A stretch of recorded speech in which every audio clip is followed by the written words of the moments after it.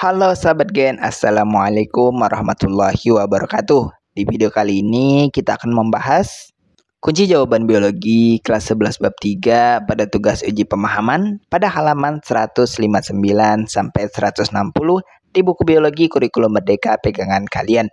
Jadi, ayo kita bahas bersama mengenai soal atau perintah yang ada di tugas kali ini, Gen. Tapi sebelum lanjut, jangan lupa untuk subscribe ya, Gen, agar Gen Sukses Media lebih semangat lagi nemenin kalian tugasnya. Jika sudah, kuy kita lanjut. Bagian kita masuk pada soal pertama berikut ini. Perhatikan soal yang ada ini. Erythroblastosis fetalis adalah kelainan darah yang berpotensi menyebabkan kematian pada bayi yang baru lahir dengan gejala anemia, penyakit kuning, gagal jantung, pembekakan hati dan limpa. Kelainan ini akibat proses pembentukan zat antibodi anti-RHD untuk melindungi tubuh ibu dan sekaligus melawan antigen RHD darah janin. Bayi tersebut dapat terlahir kemungkinan dari pasangan suami istri dengan golongan darah titik-titik. Baik, perlu diketahui erythroblastosis fetalis adalah terjadi ketika ibu dengan golongan darah rhesus negatif mengandung janin dengan golongan darah rhesus positif. Kondisi ini dapat memicu respon imun ibu terhadap darah janin karena tubuh ibu menganggap antigen rhesus positif itu sebagai benda asing. Nah, dari opsi yang diberikan, situasi di mana kondisi ini dapat terjadi adalah ketika suami atau ayah itu bergolongan darah O dengan rhesus positif dan istri atau ibu bergolongan darah AB dengan rhesus negatif. Jadi opsi yang dapat dipilih yang kemungkinannya bisa terjadi kasus ini adalah pada opsi C. Nah, di sini istri memiliki golongan darah rhesus negatif sementara suami memiliki golongan darah rhesus positif. Nah, sehingga janin dapat memiliki darah rhesus positif yang dapat memicu pembentukan antibodi anti-RHD pada ibu. Jadi, jawaban yang bisa kita pilih ada pada opsi C. Bagian kita masuk pada soal kedua berikut ini. Linda merupakan pelajar SMP berusia 13 tahun, bergolongan darah AB. Ia rajin berolahraga, istirahat yang cukup, dan suka mengkonsumsi makanan yang bergizi, sehingga badannya tampak selalu bugar. Perilaku hidup sehat tersebut merupakan ajaran dari neneknya yang berusia 59 tahun, bergolongan darah O, dan jarang sekali sakit. Nah, pernyataan berikut yang tepat adalah titik-titik. Bagian pernyataan yang tepat adalah neneknya diperbolehkan donor darah sebab memiliki tubuh yang sehat. Nah, berikut adalah penjelasan lengkapnya, Gen. Jadi, orang yang sehat itu bisa mendonorkan darah dengan syarat itu mereka memenuhi kriteria tertentu. Nah, salah satu kriterianya untuk menjadi donor darah adalah usia yang umumnya berkisar antara 17 hingga 65 tahun. Namun di beberapa negara hingga 70 tahun dengan izin medis. Nah, meskipun nenek Linda ini sudah berusia 59 tahun, namun usianya masih dalam rentang yang diperbolehkan untuk mendonorkan darah, terutama karena tubuhnya sehat. Nah, Linda tidak diperbolehkan donor darah meskipun sehat dan bugar, karena syarat usia minimum untuk menjadi pendonor darah adalah 17 tahun. Nah, Linda ini baru berusia 13 tahun, sehingga ia belum memenuhi syarat usia.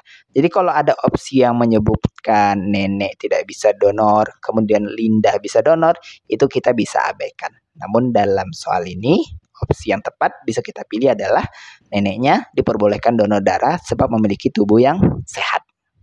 Kemudian kita masuk pada soal ketiga berikut ini, Gen. Sampel darah seorang ibu ditetesi serum anti-AB ternyata menggumpal.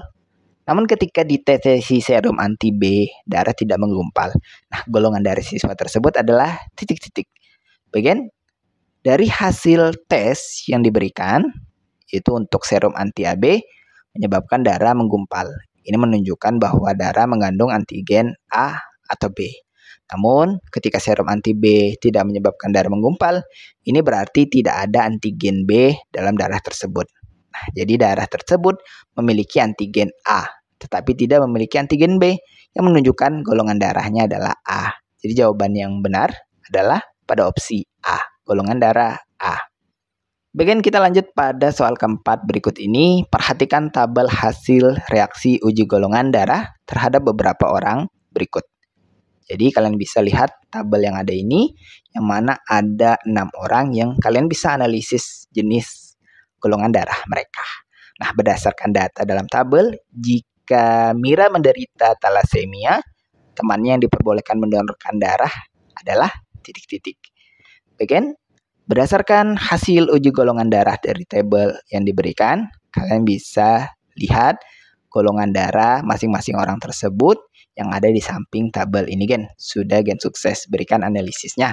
Nah, untuk pembahasan, jika Mira bergolongan darah A resus positif, menderita thalassemia, dan membutuhkan transfusi darah, dia hanya bisa menerima darah dari orang yang bergolongan darah A atau O dengan faktor resus yang sesuai, yaitu baik itu resus positif atau resus negatif.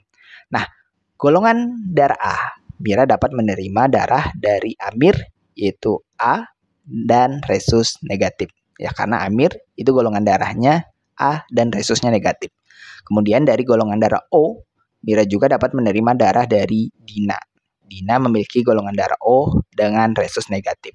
Karena golongan darah O dapat ditransfusikan ke semua golongan lain jika hanya mempertimbangkan antigen ABO. Jadi kita ingat konsepnya bahwa golongan darah O itu sifatnya adalah donor universal. Nah, kemudian fokus ke resus negatif. Bisa mendonorkan darah ke resus positif, tetapi resus positif tidak bisa mendonorkan darah ke resus negatif. Ini karena darah resus negatif tidak memiliki antigen resus, yaitu D antigen lain di permukaannya, sehingga tidak akan memicu respon imun pada penerima dengan resus positif. Jadi, teman yang dapat mendonorkan darahnya kepada Mira adalah Dina dan Amir. Itu pada opsi E. Bagian kita masuk pada soal kelima berikut ini sebagai soal terakhir kita di sesi tugas kali ini. Perhatikan soal yang ada ini. Perhatikan tabel hasil reaksi uji golongan darah terhadap beberapa siswa berikut. Ada 4 nama siswa yang sudah diberikan darahnya dengan jenis serum yang berbeda-beda. Nah, berdasarkan data dalam tabel, dapat disimpulkan bahwa tipe golongan darah yang tepat adalah titik-titik. Bagian mari kita analisis golongan darah setiap siswa berdasarkan hasil uji serum tersebut. Untuk nama siswa Dery, nah kita tahu bahwa dari tabel anti A positif, anti B positif, anti AB positif, dan anti D positif. Maka golongan darahnya adalah AB resus positif. Karena kedua antigen A dan B ada, dan resus positif. Kemudian untuk Rika, anti A negatif, anti B negatif, anti AB negatif, anti D negatif. Maka golongan darahnya adalah O, resus negatif. Tidak ada antigen A atau B dan resus negatif. Kemudian untuk Ozi, nah ini anti A negatif, anti B positif, anti AB positif, dan anti D positif. Maka golongan darah Ozi adalah B resus positif, antigen B ada, dan resus positif. Kemudian Titin, ini anti A-nya negatif, anti B positif, anti AB positif, anti D negatif. Maka golongan darah Titin adalah B resus negatif.